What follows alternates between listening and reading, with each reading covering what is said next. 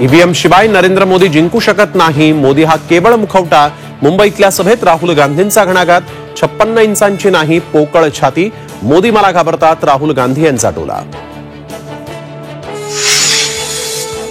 Shivaji पार्कवर India आघाडीचं शक्ती प्रदर्शन। शरद पवार, उद्धव ठाकरे, स्टॅलिन, तेजस्वी यादव, महबूबा मुफ्ती यांची सभेला उपस्थिती।